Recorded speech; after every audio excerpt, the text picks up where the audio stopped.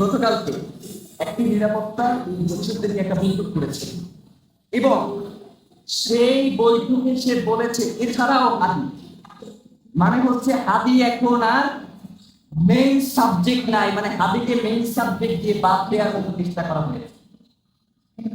হাদিকে যদি আপনারা মেইন সাবজেক্ট দিয়ে বাদ দেন আপনারা কিন্তু মেইন সাবজেক্ট থাকবেন না।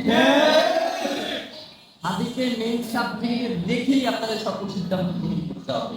আর ভাই যেটা বললেন, অবশ্যই আগামী 24 ঘন্টার মধ্যে তারা দ্রুত বিচারিক ট্রাইব্যুনাল গঠন এবং এটার ক্ষেত্রে তারা যে আন্তর্জাতিক গোয়েন্দা সংস্থা যেমন এফবিআই এবং যারা পেশাদারী গোয়েন্দা সংস্থা রয়েছে তাদের সহায়তা দিতে হবে এবং রাষ্ট্রকে আপনাদের সামনে জানাতে হবে যে তারা এই সহায়তার ক্ষেত্রে পদক্ষেপ গ্রহণ করেছে।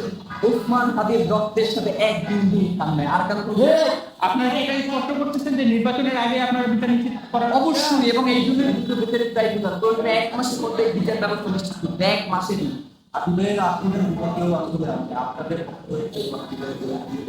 বুঝি নাই।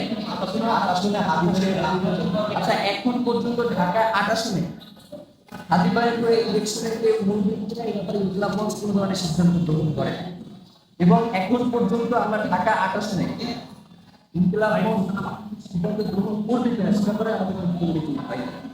তো আমরা ইনশাআল্লাহ এই মুহূর্তে শীঘ্রই বসবো এবং আপনাদেরকে এই ব্যাপারে আমরা কিছু জানাবো। মানে কিছুই পছন্দ করতেন না, আমাদের মধ্যে কিছু নেই।